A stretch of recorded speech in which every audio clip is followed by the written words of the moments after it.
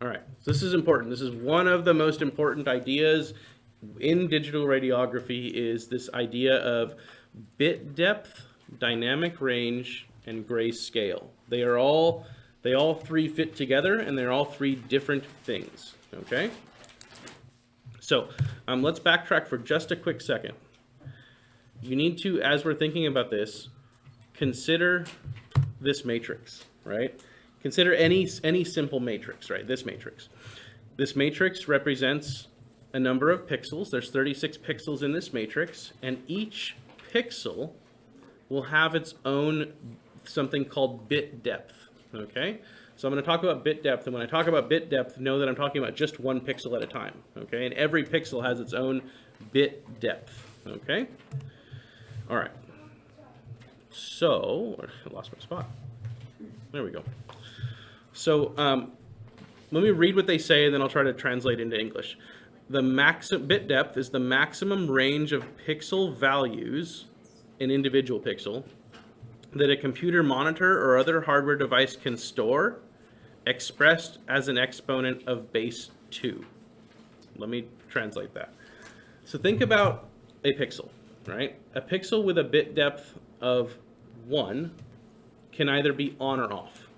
Okay, and you can think about having a pixel, right, and turning it on and having it be completely white, or turning it off and having it be completely 0, right? If you had a bit depth of 1, your bit depth would be 2 to the first power, okay? You only have 2 options, on or off. So 2 to the first power is just 2, right? Okay, good. So a bit depth of 1, you would only be able to show black and white. Okay, because your pixels can only turn on or turn off. And so all of your pixels, picture that matrix that I showed, the 36 by 36 matrix, all of those pixels in that matrix could either be on or off, right? A bit depth of 2 would be 2 to the second power. 2 to the second power is what? 4, right? So a bit depth of 2 would give you on or off, right? And it would give you 2 shades in between that. Okay, a bit depth of 3, 2 to the third power, 2 times 2 times 2, right? It would give you that many. So 2 times 2 is 4, 4 times 2 is 8, right? So 8 different shades of gray, on or off, and then 6 different shades of gray in between on and off, okay? And you can see how this can keep going, right? Any single pixel can have as few bits as 1, right? Either on or off, okay? And or more. And the more you have, the more shades of gray you have available to you for any single pixel, the bigger your bit depth is. Okay?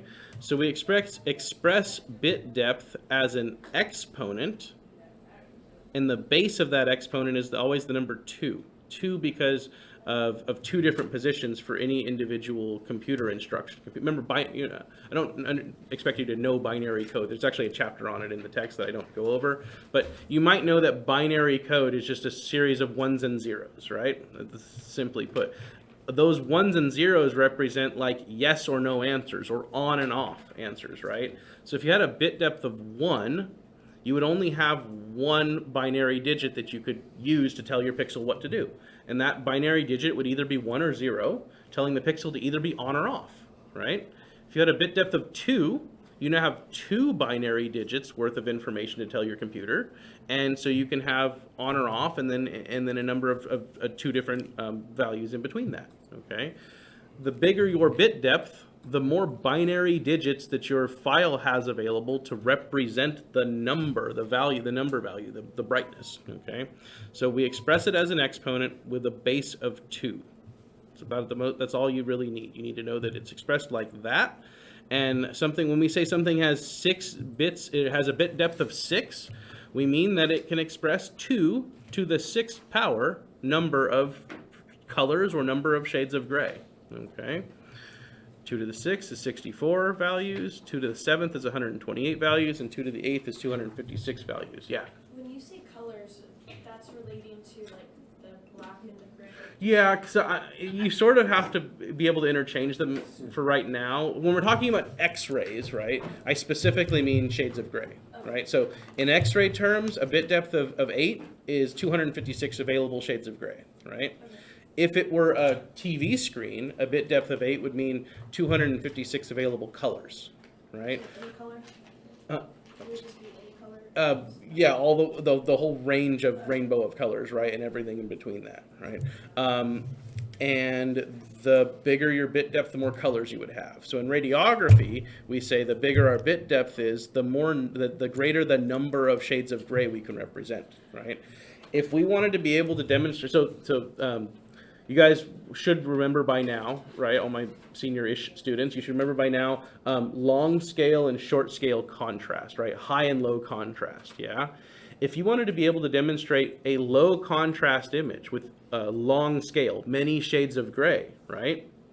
Well, you just can't do it if you're using a computer with a bit depth that is, let's say, I don't know, the bit depth of 1, right? A bit depth of 1 can only show you black and white, right? You can't see many shades of gray if your computer can only show you black or white. So you need a bigger bit depth in order to demonstrate all those shades of gray that you want to show on an X-ray, right? So bit depth is just the computer's ability. It's not what we're actually going to see. It's not what the file is going to use. It's just the computer's ability to demonstrate something, okay? So you might say, well, good. If more shades of gray possible is better, then I just want a computer that has the highest bit depth. And that's true. However, remember, each bit is a piece of information stored on the computer, okay? And that information takes up space. So you have to consider space, right? You have to consider storage on computers, okay? This is why this is why we don't go way more than this, right? So bit depth occupies space. Then there's the next thing of, if I could in principle have a computer that demonstrates 256 shades of gray, could I even differentiate? If you put 256 different shades of gray next to each other and asked me to tell the difference between all of them, count all of them, you're not going to be able to do it, right? The human eye just isn't that good, okay? So the human eye, you should know, can only discern about 32 different shades of gray, or a bit depth of 5. So if your computer is like a 32-bit computer, which is pretty common, 32 or 64-bit computers. So computers are actually much more capable than we need them to be for the purposes of our eyes, okay? Generally speaking, unless you have like a fancy pants computer, your computer is probably a 32-bit system, which means you have 2 to the 32 shades of gray that you can show, or colors you can show, okay?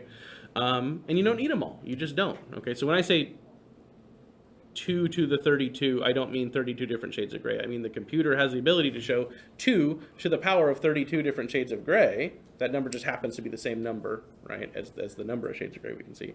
The computer can show you many more shades of gray than the human eye can discern.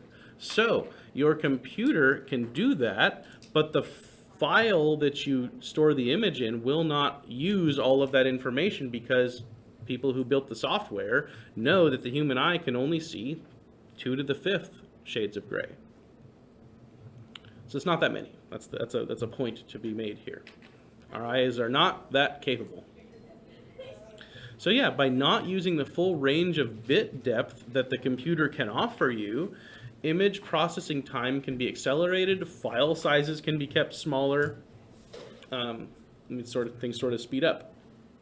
So again, bit depth is for X-ray, how many shades of gray can the computer demonstrate?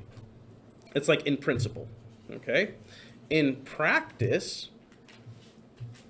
we have something called the dynamic range. We say to speed up computer processing time, the software selects a smaller range of pixel values from the bit depth available, which will be made available to build up images, okay? So you have, in principle, what the computer can do, some bit depth, and then you have what the software is actually going to select from. That's the dynamic range.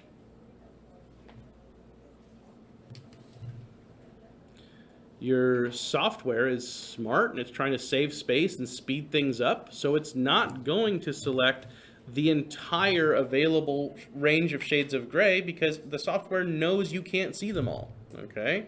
So it selects from the available bit depth a smaller subset of shades of gray. We call that the dynamic range. And this is all that's going to be made available to you. You will not be able to access the entire bit depth of range of shades of gray in your X-ray processors software. Okay, so there was bit depth, total number of shades of gray a computer in principle can demonstrate. There's dynamic range, what the software actually chooses as what it can select from, which is always smaller than the bit depth. Then lastly, there is grayscale. Grayscale is your computer chose a number of shades of gray in the software that can be used, and from that, it's going to choose something to show you. Okay, each image is going to be displayed, and that image will have a grayscale. That grayscale is a subset of the dynamic range. Yes? All right, so it says the dynamic range is always expressed as a binary number. Yes. I wouldn't worry so much about that. Remember, the bit depth is a binary number too. Okay. So let's say you had a computer with a bit depth of 32. Then you have a binary number possible for each pixel that is 32 binary digits long, right? 32 ones and zeros, right? The dynamic range will select a subset from that. Let's say 2 to the 8th, 256 values. So then it'll select 8 binary digits to choose from. Okay, so it's just a way to take that 2 to the 5th or 2 to the 8th number and convert it into binary. So I wouldn't worry too much about it. Okay. I specifically did not give you guys the chapter on binary code because it's just, I've used it before, and it just is not important for radiography. We need to know this stuff. It involves hearing things like binary number, but I think everyone can understand what a binary number is. Just a number, it's either 1 or a 0, representing a yes or no answer in a computer. Okay. All right, so bit depth, dynamic range, grayscale. Bit depth, what our computer can do in principle. Dynamic range, what our software in the computer will choose from. And grayscale, what the software actually makes visible to you from what it has to choose from. Okay? If you are, so who's familiar with the window, width, and level, or windowing functions in the X-ray room? Who's used those? You've used them a little bit? You call it editing? So what things do you do when you do that? What changes do you make? So don't think cropping. Think, do you guys do any, no, not rotation yet. Do you guys think about when you change the brightness or contrast of an image? We call that windowing, okay? If you window an image and you change the contrast, like it starts off with very high contrast, just blacks and whites, right? And you want to lower the contrast by adding more shades of gray. I'll explain this later, but that's called widening the window, okay? Your grayscale is what you can see on the image, and let's say it's a short grayscale. You can only see a few shades of gray. The image is very black and white, right? If you widen that window, right, you make the image lower contrast, you are lengthening the grayscale. You're giving it more grayscale. You're giving it more shades of gray, and you're getting those shades of gray from the dynamic range. You can never show more shades of gray than your dynamic range has available, and you will always have a little bit less. The less you show, the narrower your grayscale is, and the brighter, the higher contrast your images are, the more black and white you have on your images. Yeah, I've done that with a few images, but it's not a function that, well, the way it was described to me, the doctors have the ability to do it on their display screen. Right. And it's useful in that it will, you can basically phase out the soft tissue and get to the what you want to see, or the bone structure. Yeah. And see that it just highlights it a little bit better. Right. And you made a good point. The physicians, for the most part, make these changes, right? The technician or technologist should be familiar and should be able to make the changes to the image when it's necessary. But what you need to keep in mind is you might not know exactly what the doc's looking for, and a change that you make can be permanent. Now, in some cases, it's not permanent, but a lot of software, the change that you make is a permanent change, okay? And when you change an image by changing the grayscale windowing, you've changed the file. Okay, you've changed the information on that file. You've likely taken away information from that file that can't be gotten back later. Okay, so any change you make sure that you're making it deliberately, right? You know what you're doing. You're not just playing around with it. Now, play around with images later, right, or in a lab time. But when you're making X-rays for your doctors, you got to make sure that any change you make is being done very purposefully. And then again, yes, the physicians will, once they have them displayed, they'll make all sorts of changes. Here's the cool thing. The changes they make on their computers typically don't get saved, okay? Because they're diagnostic computers, they get the image displayed to them, and then they want to make a bunch of changes so they can view it. But then when they close the file, it doesn't save those changes. So when they bring up that file again, it brings up the original image again, and then they can play with it again, right? But when you're in the X-ray room, you've created the image, right? You're the image creator, right? You made the image, and then you finalize your image creation by windowing it. And when you send that image away from your computer to the doctor's computer, you've saved that file, okay? It is saving that file. It is not just viewing it. You are making permanent changes to it almost always. Now, there are some softwares that make the changes and then like save an original image and let you save a changed image. That's cool. But a lot of times the image that you bring up, if you adjust it, mess with it, it gets saved permanently. So you have to keep that in mind. Any change you make sure you're making it on purpose. Good. If you want to learn how to mess with the grayscale, then I would encourage you to take like of course you play it with it in lab here, okay? But I would encourage you, in your offices to take a practice image. Like go get anything, go get some object, inanimate object, and just take a test radio.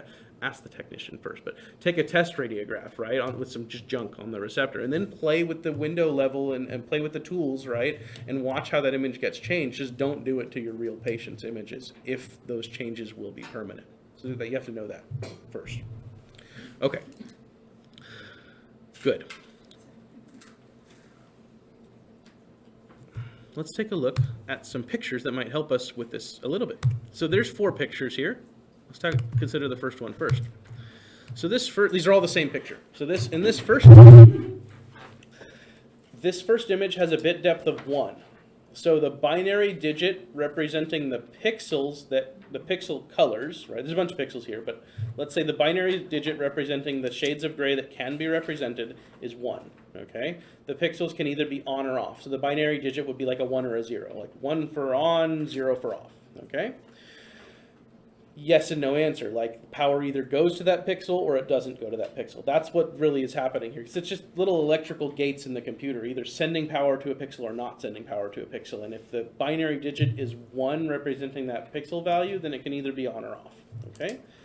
A pixel that can either be on or off with a dynamic range of 1, with a bit depth of 1, on or off, will have a dynamic range of 2, because there's 2 options, on or off, okay?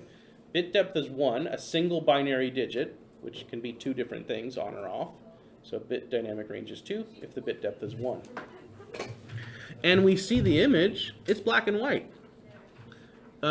Use contrast to talk about this. Is this image high contrast or low contrast? High contrast, right? There's a big difference between adjacent details, right? They are either black or white, okay? High subject contrast. Now you go to a bit depth of 2. Now the pixels on this image can be represented by a binary digit that has two digits, two ones or 2 zeros, right? Or a 1 and a 0 or a 0 and a 1, right?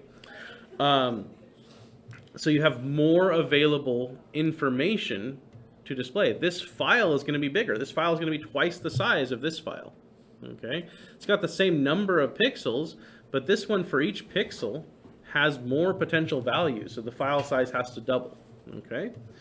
Bit depth of 2 means you have 2 binary digits to select from for that pixel, which means you have a total of 4 different possible pixel values, either black and white, or dark gray and light gray. So it's a ratio of 1 to 2? Yeah, So you can think about it like that. But not only on these sort of only on these small ones, right? Because it's going to get sort of out of hand pretty quick, right? So if the bit, because it's an exponent, right? The bit depth is the exponent in that.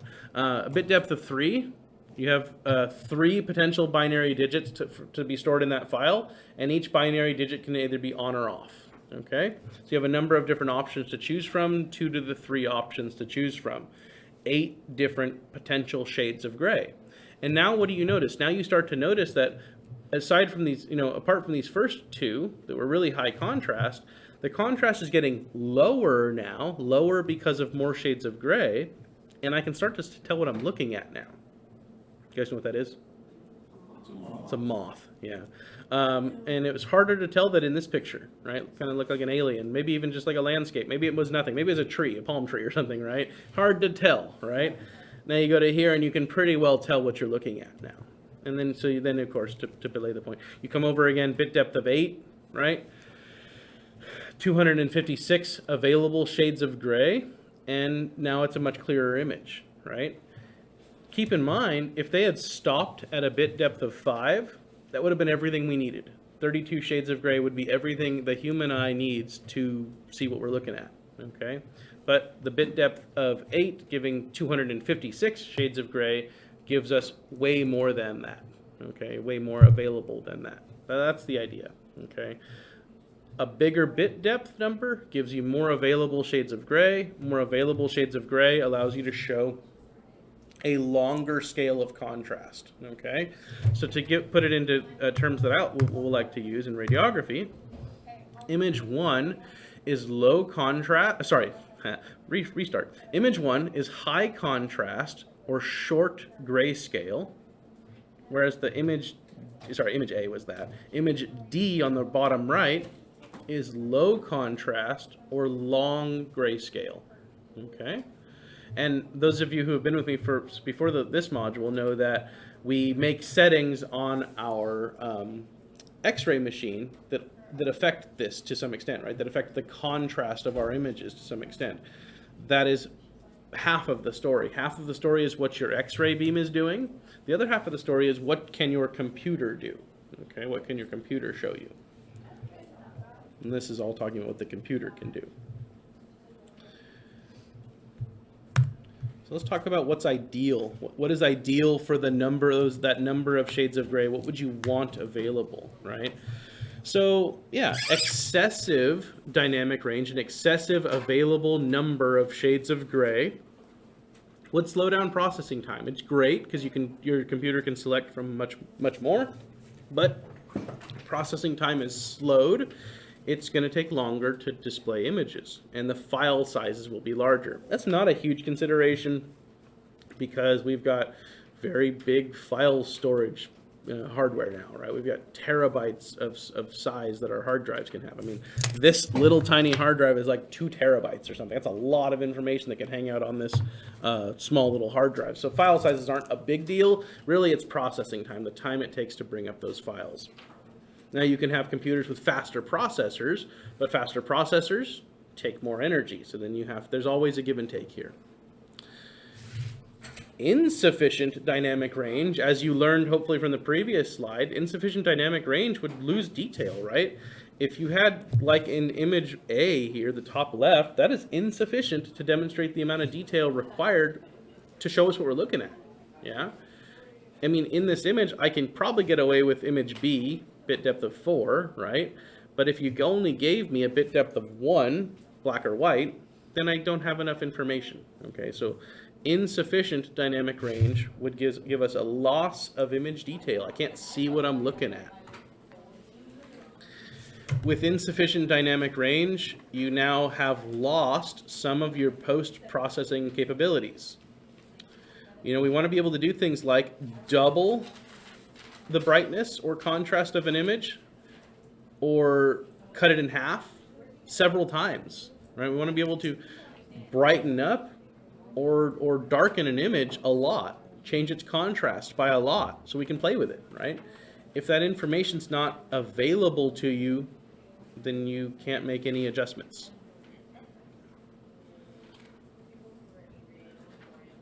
So the human eye can see 2 to the 5 shades of gray. We want more than that so that we can have something to adjust with.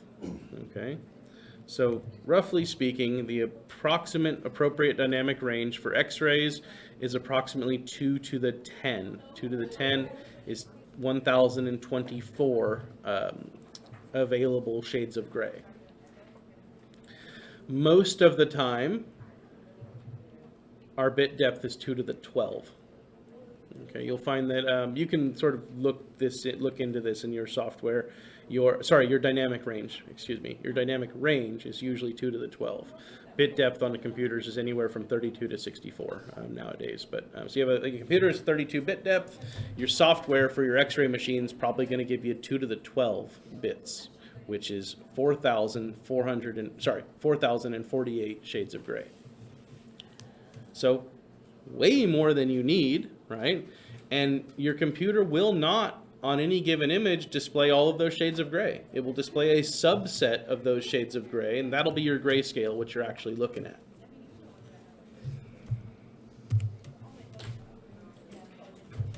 Question, Alex. Yes, please. So